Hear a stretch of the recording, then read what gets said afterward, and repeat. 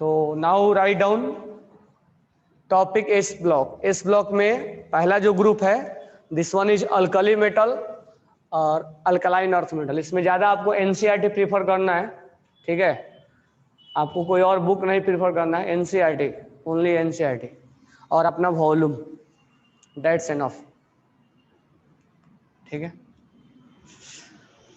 तो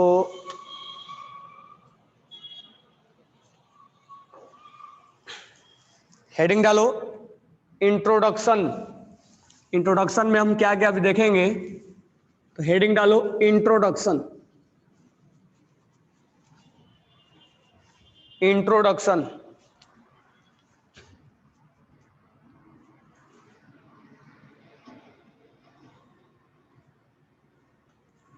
इंट्रोडक्शन पहला पॉइंट लिखना, the element in which last electron enter, the element which, the element, the element in which last electron enter, in which last electron will enter in S subcell, last electron enter in S subcell are called S block element, are called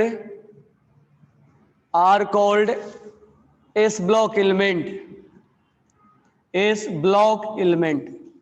अब इसमें से हम बहुत सारी चीजें पढ़ चुके हैं केमिकल बॉन्डिंग में और पीरियोडिक टेबल में, ये सब चीजें बहुत सारी चीजें हम पढ़े हैं, ठीक है। अच्छा, इसमें पढ़ने का जो सीक्वेंस क्या होगा, तो हम पहले पढ़ेंगे, हर ब्लॉक में ही हमारा पढ़ने का सीक्वेंस होगा। सबसे पहले हम पढ़ेंगे फिजिकल प्रॉपर्टीज, फिजिकल प्रॉपर्टीज पढ़ने के बाद हम पढ़ेंगे केमिकल प्रॉपर्टीज, केमिकल प्रॉपर्टीज पढ़ने के बाद जो उसके कंपाउंड है उस कंपाउंड के बारे में हम स्टडी करेंगे। तो यही सब यहाँ पर जो कंपाउंड है आपको सोडियम कार्बोनेट, NaOH, इन सब के बारे में हमें स्टडी करना है, ठीक है। नेक्स्ट पॉइंट लिखना, S block has two group, S block has two group, S block has two group, S block has two group, group number 1 and group number 2, group number 1 and group number 2, group number 1 and group number 2। Group number 1, group number 1, group number 1 has, कौन कौन से इसके पास element होते हैं, hydrogen और lithium, next sodium, potassium और iridium और caesium, next francium. तो ग्रुप नंबर 1 हैज, लिख लो, हाइड्रोजन से लेके फ्रांसियम तक इसके एलिमेंट होते हैं। तो group number 1 has hydrogen, lithium, sodium, potassium, iridium, caesium and francium. आगे लिखना,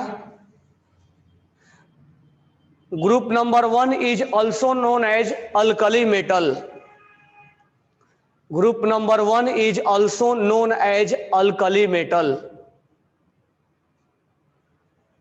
group number 1 is also known as alkali metal except hydrogen, except hydrogen, except hydrogen. Hydrogen is not a part of alkali metal, hydrogen is not a part of alkali metal, hydrogen is not a part of alkali metal, ठीक है। नीचे लिखना, that means we can say that that means we can say that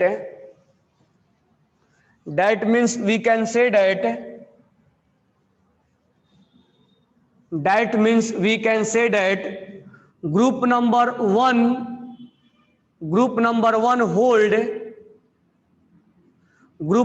one hold metal as well as non-metal, hydrogen non metal है, metal as well as non metal.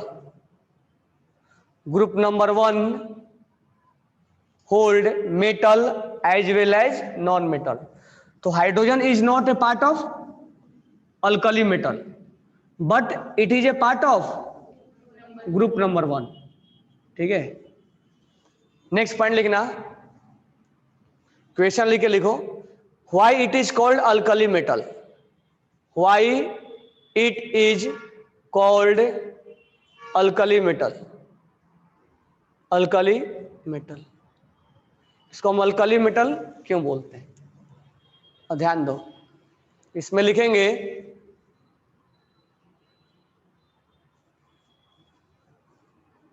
Metal oxide of these element, metal oxide of these element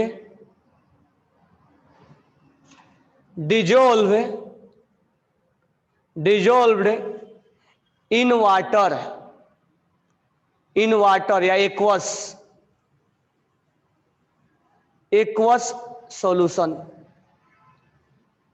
then it form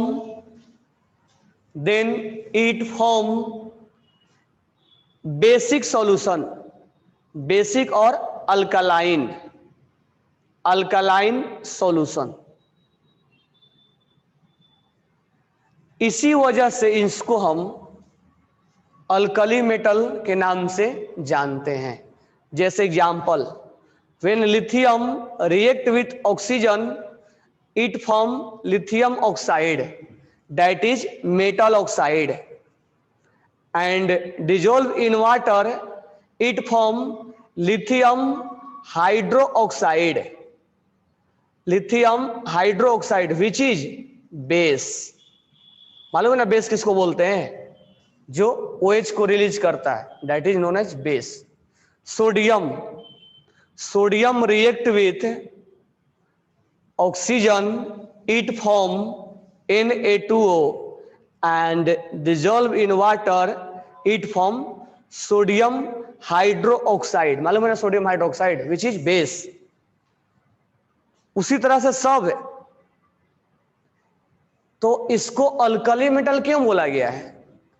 तो alkali metal इसलिए बोला गया है कि metal जो oxide होते हैं, these elements dissolve in water or aqueous solution it will form alkaline solution, ये बेसिक सॉल्यूशन बनाते हैं। जो रेड लिटमस को क्या कर देगा? ब्लू कर देगा।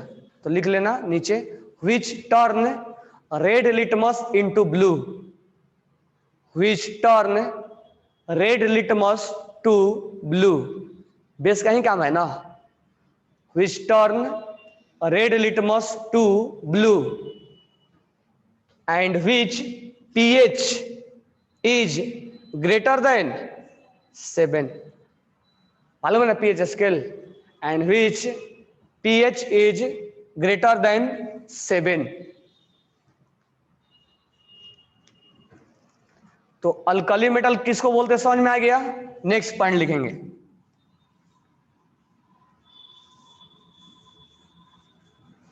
सबको ग्रुप नंबर 1 से आपसे पूछा जाएगा कि जब हाइड्रोजन अल्कली मेटल का पार्ट नहीं है तो फिर यहां ये क्या कर रहा है? जब हाइड्रोजन अल्कली मेटल नहीं है तो फिर हाइड्रोजन को यहां क्यों रखा गया है? Hydrogen is not a part of alkali metal, then why you put hydrogen in a group number 1? क्योंकि इसका वैलेंस इलेक्ट्रॉन क्या है? 1 है। इस ग्रुप में रहने वाले सारे के पास, सारे एलिमेंट के पास क्या है? ग्रुप नंबर 1 के पास वैलेंस इलेक्ट्रॉन कितने हैं? 1। इसीलिए यहां पर यहां रखा है ताकि इसका प्रॉपर्टी से क्या है, मैच करे। तो लिख लो next point, valence electron of group number 1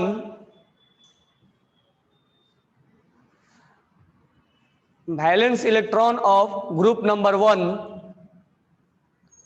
valence electron of group number 1 is 1।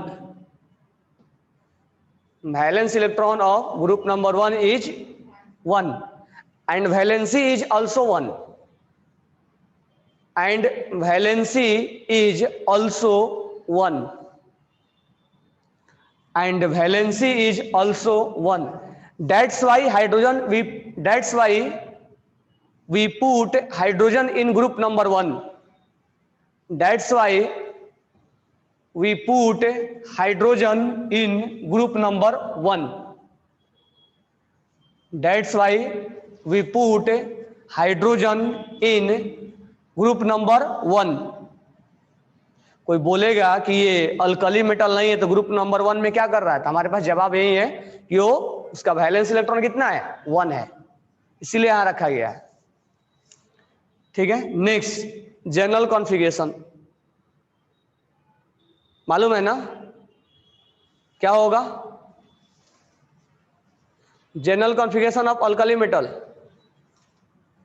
इसके लास्ट में क्या आएगा, 2s1 आएगा। इसके लास्ट में क्या आएगा, इसके लास्ट में क्या आएगा, इसके लास्ट में, इसके लास्ट में, इसके लास्ट में, इसके लास्ट में, तो s1 तो आ ही रहा है ना, क्या चेंज हो रहा है, तो इसके बदले क्या लिख देंगे, n कहां से कहां बिलोंग करेगा। If we put 1 then it represent hydrogen, if we put 2 it represent lithium, if we put 3 it will represent sodium। Okay ना, तो general configuration of group number 1 is NS1। Next point,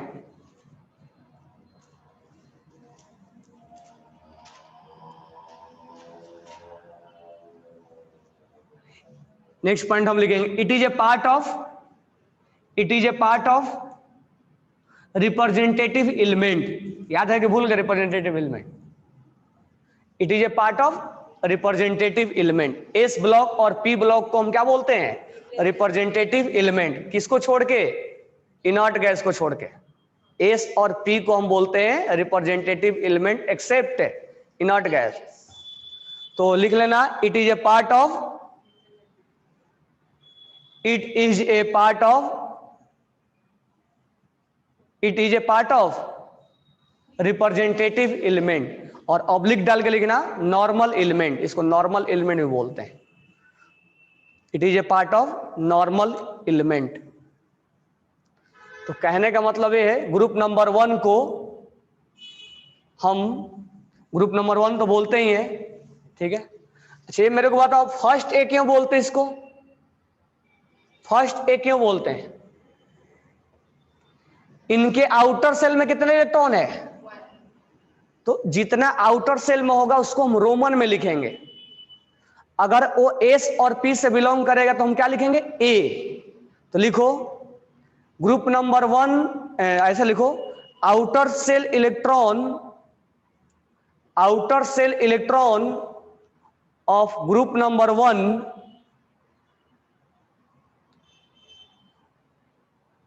outer cell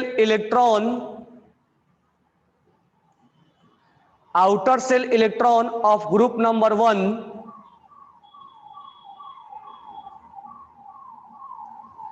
outer cell electron in group number 1 is 1 मतलब valence electron कितना होगा, 1 होगा। That's why we write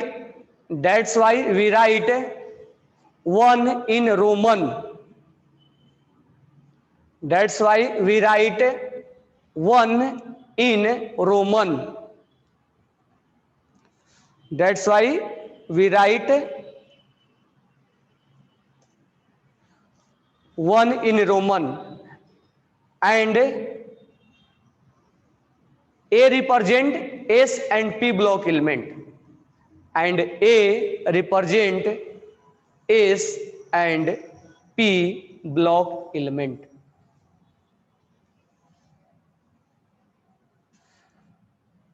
तो इसको हम बोलेंगे ग्रुप नंबर 1, ग्रुप नंबर 1 बोलेंगे। फर्स्ट ए बोलेंगे। फर्स्ट ए क्यों बोलेंगे? आउटर सेल में एक है, इसीलिए एक को हम रोमन में लिख देंगे, और ए रिप्रेजेंट क्या करेगा? S and P. इसको हम क्या बोलेंगे? Alkali metal. Alkali, alkali metal क्यों बोलेंगे? इसके जो ऑक्साइड है पानी में, उसको डिजोल्व करेंगे तो क्या बनेगा? हाइड्रोक्साइड बनेगा, जो कि बेस होता है। उसी के नाम पे इसको क्या बोल दिया गया? Alkali. It is a part of representative element. Representative element क्यों बोला जाता है? जिसमें एस में और पी में अगर पार्शियल फिलअप होता है, that's why called representative elements. If S and P R partial fill up, partial बोल तो फुली नको, इनर्ट गैस फुली होता है ना, partial fill up, partial fill up, that's why it is called representative या नॉर्मल के नाम से जानते हैं, नॉर्मल एलिमेंट। क्लियर है ना? तो ग्रुप नंबर 1 को इस नाम से हम जानेंगे। जनरल कॉन्फ़िगरेशन क्या होगा? NS, NS1, where N belongs to 1 to 7।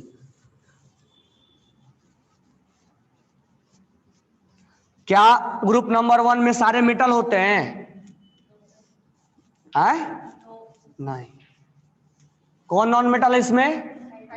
Hydrogen है ना। क्या ग्रुप नंबर 1 में मेटल कौन कौन से होते हैं? In group number 1, in group number 1 metal कौन कौन से होते हैं? Lithium, sodium, potassium, rubidium, caesium, francium. ठीक है। अब मुझे बताओ electropositive nature, electropositive nature, electropositive का मतलब क्या होता है? कौन आसानी से इलेक्ट्रॉन लूज कर देगा? फ्रांसियम को हटा देते हैं, फ्रांसियम रेडियो एक्टिव है।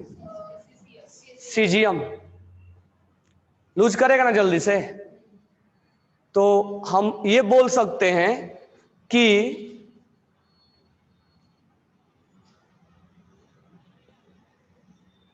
पहले एक और पॉइंट लिख लेना कि francium is radio active element. Francium is radio active element.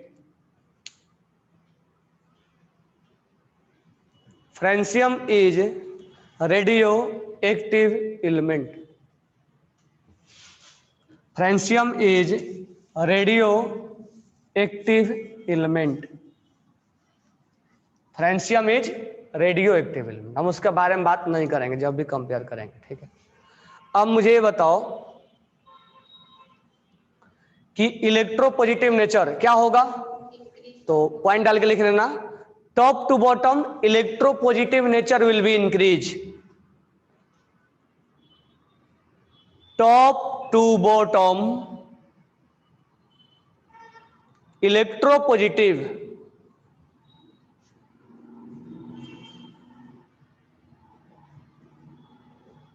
Nature will be increase. आसान लग रहा है ना? तो इनऑर्गेनिक ऐसा ही आसान होगा, बस केमिकल बॉन्डिंग पीरियोडिक टेबल को अच्छे से पढ़ना है। बराबर है क्या? सारे इनऑर्गेनिक इजी लगेगा।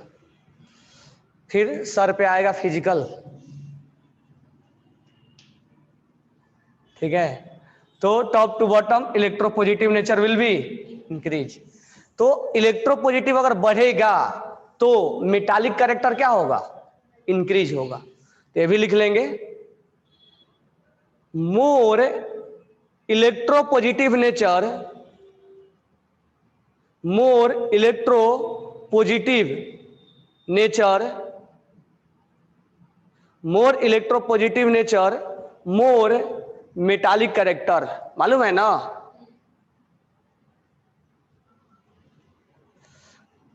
जितना ज्यादा इलेक्ट्रोपॉजिटिव नेचर होगा उतना ही मेटालिक कैरेक्टर क्या होगा, ज्यादा होगा। और more metal electropositive nature more metallic character, इसका मतलब top to bottom, top to bottom metallic character क्या होगा, metallic character will increase, metallic character will increase.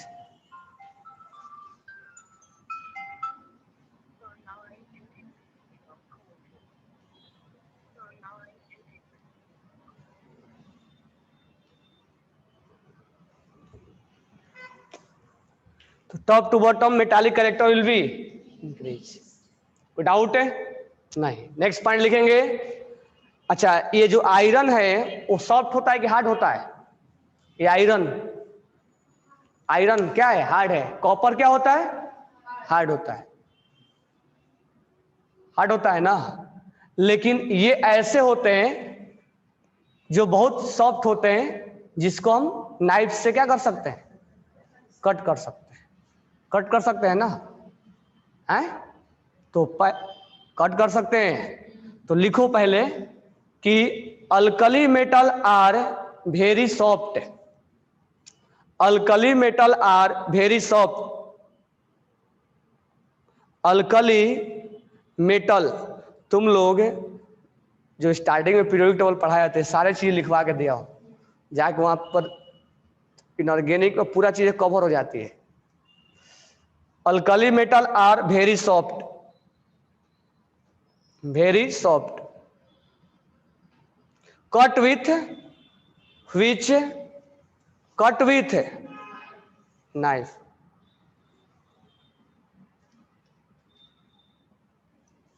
which cut with knife,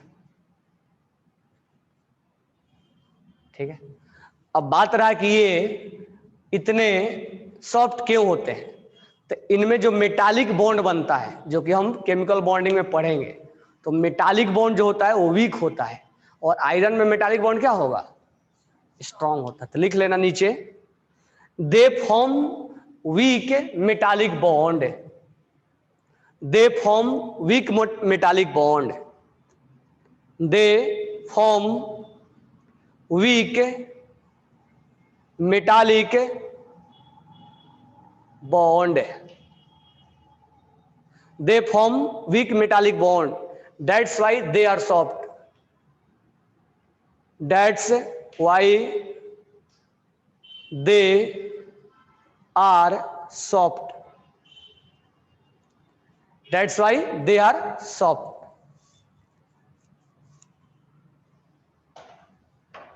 और ये भी लिख लेंगे, softness will be increase from top to bottom, आगे समझाएंगे क्यों ऐसा होगा।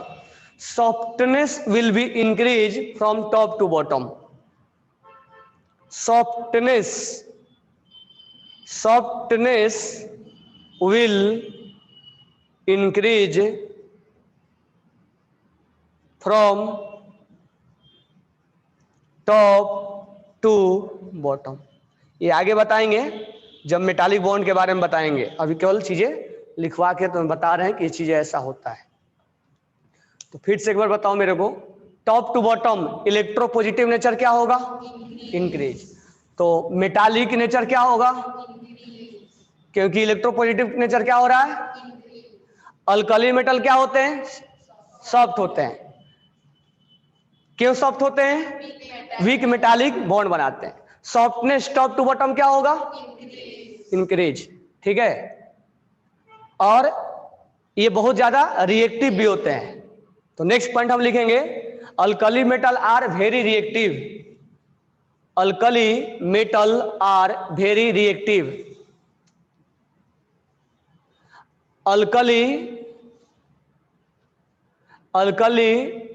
Metal are very reactive. क्या होते हैं ये? बहुत ज्यादा रिएक्टिव होते हैं। ये तुरंत एयर से रिएक्शन कर लेगा,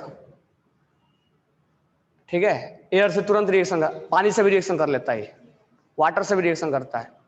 एक एनिमेशन दिखाएंगे बाद में। बहुत ये पानी से इतना जल्दी ये रिएक्शन करता है कि उसमें एक्सप्लोजन होता है, आवाज आती है उसमें। तो इसकी रिएक्शन ना हो इसीलिए हम इसको किरोसिन में, राकेल में डिप करके रखते हैं। तो लिख लो, to protect from reaction, to protect from air और water, to protect from air और वाटर,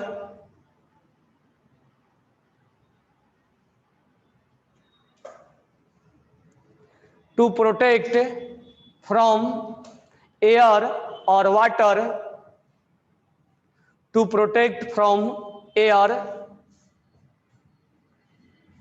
और water, it will be put in kerosene. Marathi में क्या बोलते हैं? राकेल। तो इसको it will be put in kerosene. लेकिन हम लिथियम को किरोसिन में नहीं रखते हैं। पहले सुन लो, लिथियम क्या होता है? किरोसिन से भी हल्का होता है। तो वो उसके सरफेस पे चला फ्लोट करने लगता है, और जैसे ही फ्लोट करेगा तो एयर के कांटेक्ट में आ जाएगा। एयर के कांटेक्ट में आने के रिएक्शन कर जाएगा, इसीलिए इसके ऊपर एक वैक्स रैप करते हैं, पैराफिन वैक्स उसका नाम होता है। वो कांटेक्ट को हटाता है, एयर के कांटेक्ट को हटा देगा। तो इसको प्रोटेक्ट करने के लिए हम पैराफिन वैक्स लगाते हैं। तो लिख लो इस चीज को कि lithium has lower density, lithium has lower density, lithium has lower density, that's why it float on kerosene surface, that's why it float on the kerosene surface, that's why it float on the kerosene surface।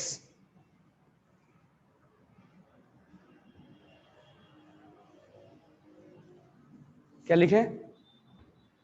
Lithium has lower density, that's why it float on the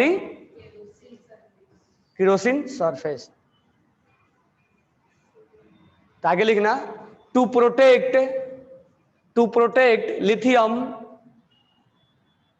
two protect lithium we wrapped RAPPED, we wrapped with paraffin wax। Wax जैसे जानते हैं ना, wax, वैसे ही नाम है ये paraffin wax, ठीक है। नॉर्मल एक नाम हम लिख देंगे कि ये पैराफिन वैक्स के हम इसको रैप कर देते हैं ताकि इसका कांटेक्ट हट जाए एयर से, एयर से इसका कांटेक्ट क्या हो जाए? हट जाए। आगे लिखेंगे, ये देखने में सिल्वर व्हाइट कलर का दिखता है। अगर गूगल पर डालोगे ये सिल्वर व्हाइट कलर का दिखता है। तो लिख लेना, alkali metal is silvery white colour, alkali metal is silvery white colour,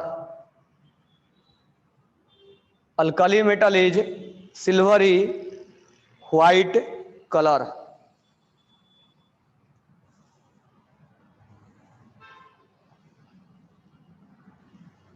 समझ में आ गया ना?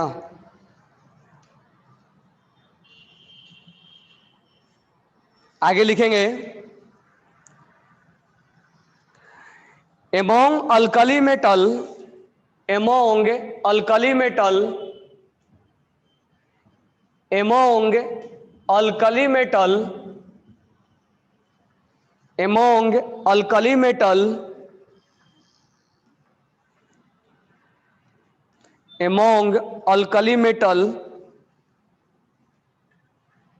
sodium and potassium are most abundant. Among alkali metal, sodium and potassium are most abundant, while lithium, rubidium and cesium,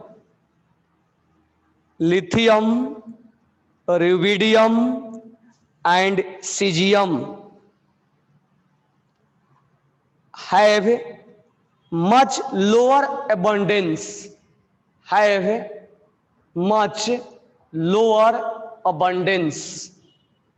lithium,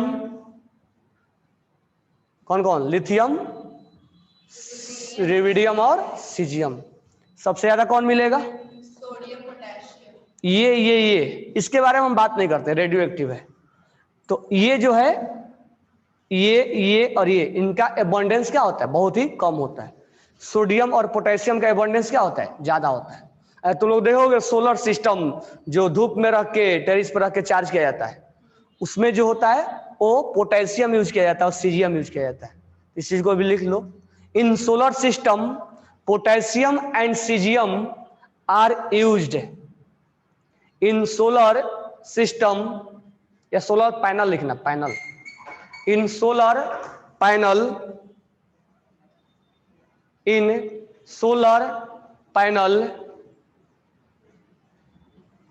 caesium and potassium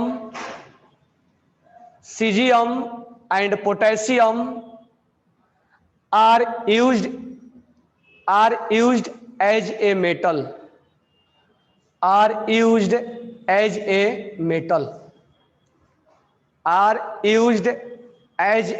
metal, ठीक है। तो इसका reason जो हम आगे एक्सप्लेन करेंगे कि क्यों इसको यूज किया जाता है, सोलर सिस्टम में क्यों यूज किया जाता है। इसमें से इलेक्ट्रॉन आसानी से इजेक्ट आउट हो जाता है, बाहर निकल जाता है, ठीक है। इसलिए हम पोटेशियम को और सीजियम को यूज करते हैं, ठीक है।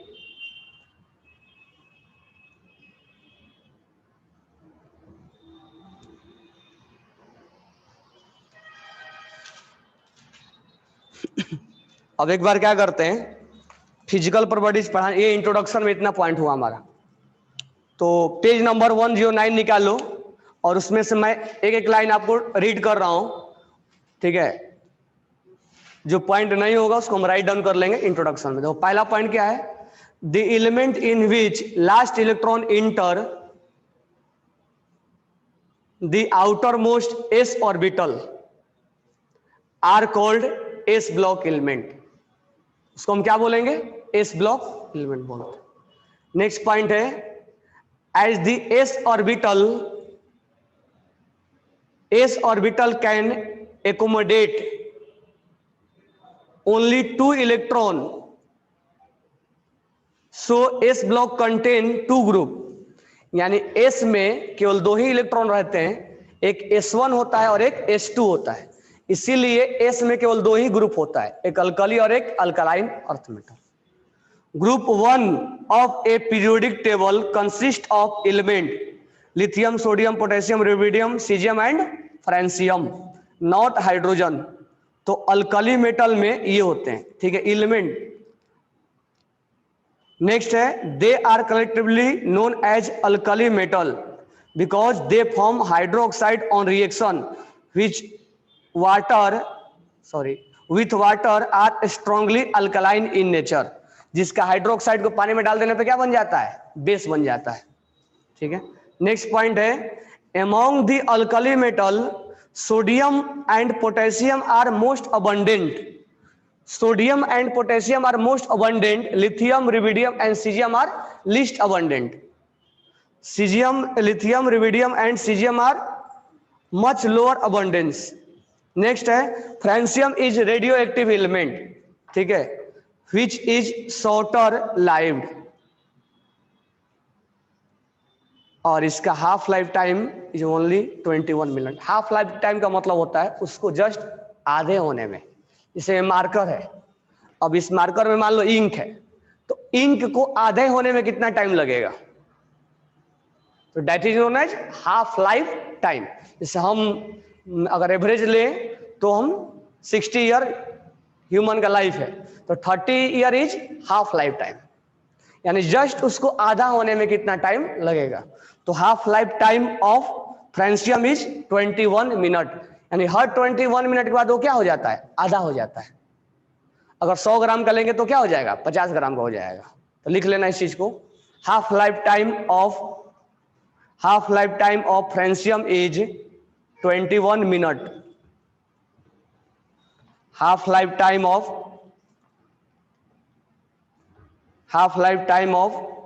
Francium is 21 minute. ठीक है। What exactly happens to that francium? It reduces half. Half life time, that means its weight will be reduced to half. That means it will be 100 gram, then it will be reduced become 50 gram after 21 minute. All the other atoms. ना, सबका half life time अलग अलग होता है। ये इसका जो barium है, बेरियम का वो कई साल में आधा हो जाता है। देखो पेज नंबर यहाँ दिया होगा अल्कलाइन अर्थ मेटल में, बेरियम का यहाँ पर पेज नंबर 122 पे, बेरियम नहीं रेडियम का हाफ लाइफ टाइम 1600 साल होता है। ये पेज नंबर 122 पे दिया है, राइट हैंड साइड 122 पर राइट हैंड साइड दिया हुआ रेडियम दिया है। रेडियम है हाफ लाइफ टाइम यहाँ दिया है। रेडियम का हाफ लाइफ टाइम कितना होता है, 1600 ईयर, मतलब वो 1600 साल में आधा होता है। जबकि इसका क्या है, 21 मिनट में केवल आधा हो जाता है। तो इसका हाफ लाइफ टाइम क्या है, शॉर्ट है, छोटा है, बहुत कम टाइम में आधा हो जाता है। नेक्स्ट है physical properties.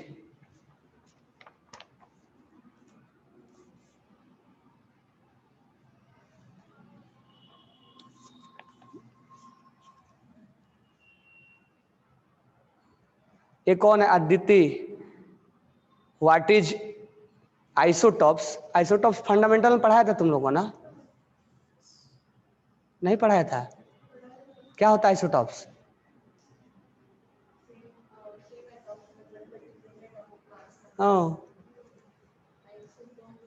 Isotones, isobar, isoster, आइसोडाइपर, सारे चीजें रेड किया था। आइसोटॉप्स, ये इसका आइसोटॉप्स है, फ्रेंसियम आइसोटॉप्स 223। नेक्स्ट है फिजिकल प्रॉपर्टी। इलेक्ट्रॉनिक कन्फिगरेशन क्या होता है, NS1। तो इसके आउटर सेल में कितने इलेक्ट्रॉन होते हैं, 1, और वो लूजली हेल्ड होते हैं। ठीक है, तो इतना इंट्रोडक्शन हुआ। अब कल से हम आपको यहां से स्टार्ट करेंगे एटॉमिक रेडियस से। तो atomic radius, ionisation enthalpy, hydration energy, और कल क्लास में आने के पहले इसको रीड करके आना। Ionisation enthalpy, melting point, flame colour, chemical properties, थोड़ा इसमें कम दिया है और भी आगे लिखवाएंगे। ठीक है, तो ये इनऑर्गेनिक आसान लग रहा है ना। तो इनऑर्गेनिक जब तुम पीरियोडिक